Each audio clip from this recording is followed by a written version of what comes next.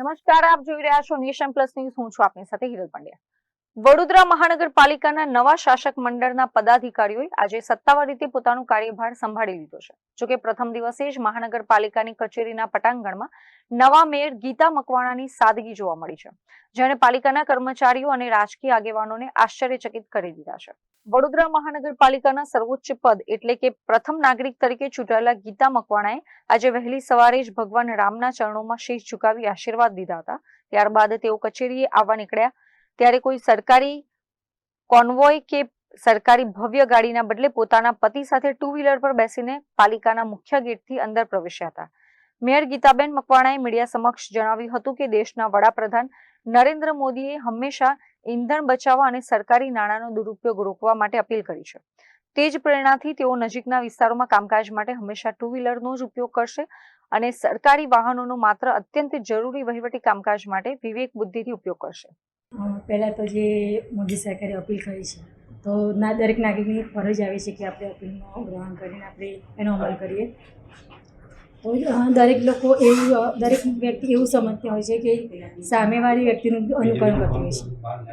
તો એમ કે દરેક વ્યક્તિ એવું કહેવા માગતું હોય છે કે પેલો લે છે તો હું કેમ નહીં, આમ એકબીજાની દેખાદેખી હોય છે. વધારે પડતું આપણા દેશમાં ચાલે છે કે એકબીજાની દેખાદેખી. તો જ્યારે પહેલાં આપણે શરૂઆત નહીં કરીએ તો સામેવાળી શરૂઆત કરે.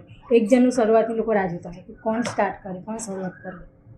તો હું આપણા મીડિયાના માધ્યમથી દરેક નાગરિકોને કહેવા માગું છું કે બને તે સુધી આપણે જ્યાં જરૂર લાગે તો હું એ પણ નથી કહેતી કે તમે ફોલોઈંગ યુઝ ના કરો.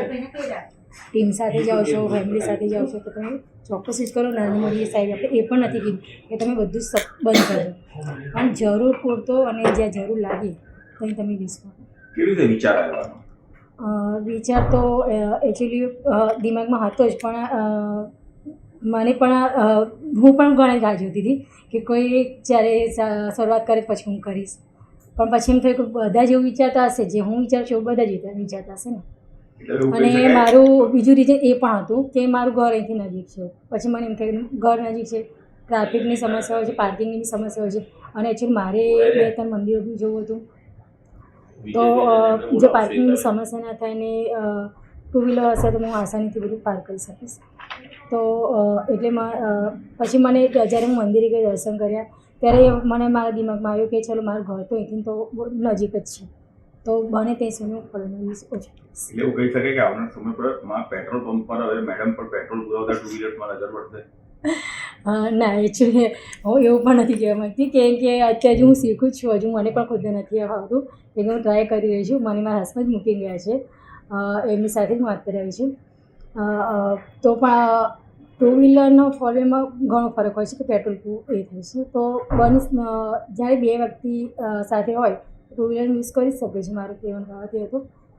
હું એવું પણ નથી કહેતી કે તમે બિલકુલ બંધ કરો, ફોરવ્હીલર યુઝ કરો, પણ દરેક વસ્તુને એક લિમિટ રાખીને તમે યુઝ કરશો તો આપણે થોડો સારો મેસેજ મોદી સાહેબ સુધી બી આપણે પહોંચાડી શકીશું. આપણા પદાધિકારીઓ છે એમને શું મેસેજ આપવા માંગો છો? આપણી ટીમને? મારી ટીમને હું એ જ કહેવા માંગીશ કે જ્યારે કોઈ જગ્યાએ સાથે જવાનું થાય તો અમે એક જ ગાડીનો યુઝ કરીને અમે સાથે જ જઈશું.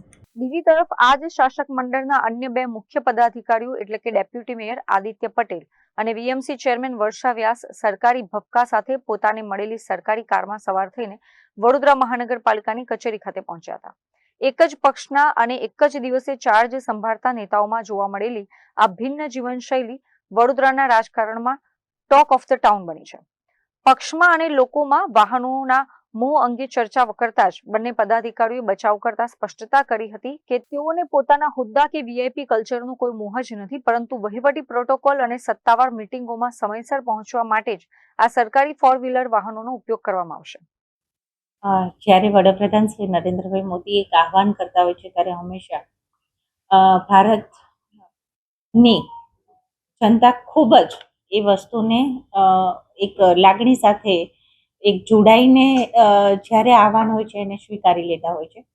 હંમેશા એમ પણ આપણે જ્યારે પણ ઈંધણની બચત આમ પણ દરેક નાગરિક પોતે સમજદારીપૂર્વક જ વાપરતો હોય છે, પણ જ્યારે વૈશ્વિક આવી કોઈ પણ મહામારી જેવો કોઈ પ્રશ્ન ઉદ્ભવતો હોય છે ત્યારે સૌ સાથે મળીને આમાંથી જલ્દીથી કેવી રીતના એક બચત કરીને બહાર નીકળી શકાય એના માટે હંમેશા લોકો વિચારતા હોય છે. અને જેવું આહવાન કર્યું એવું વડોદરા શહેરના નાગરિકે સમજદારીપૂર્વક આનું ઈંધણનો ઉપયોગ શરૂ કરી દીધેલો છે.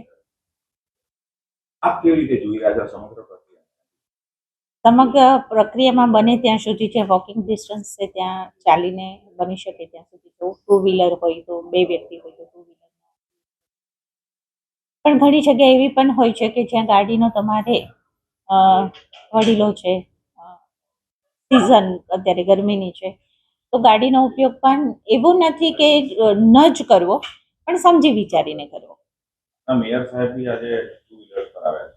ખરેખર એ એકબીજાના પ્રેરણાદાયક જ હોય છે. ત્યારે વડોદરાના પ્રથમ નાગરિક તરીકે એમને પણ આજે એક ઉદાહરણ પાડ્યું છે કે હું ઘરની નજીક છું અને જઈ શકું છું, તો 2 વ્હીલર ઉપર જઈ એક ઉત્તમ ઉદાહરણ આજે આપ્યું છે એમને. અત્રે ઉલ્લેખનીય છે કે પ્રથમ દિવસે જ વડોદરા મનપાના આ શાસકોએ સાદગી અને સંયમનો જે નવો અધ્યાય શરૂ કર્યો છે તે આગામી 2.5 વર્ષના શાસનકાળ દરમિયાન કેટલો ટકી રહે છે અને સામાન્ય જનતા માટે કેટલો ફાયદાકારક સાબિત થાય છે તે હવે જોવાનું રહ્યું. Bureau report, nation plus news, Vadodara. સમાચારોના સતત અપડેટ મેળવવા માટે અમારી નેશન પ્લસ ન્યૂઝની યુટ્યુબ ચેનલને સબસ્ક્રાઇબ કરો, બેલ આઇકન દબાવો અને જોડાયેલા રહો ફેસબુક, ઇન્સ્ટાગ્રામ અને ટ્વિટર પર.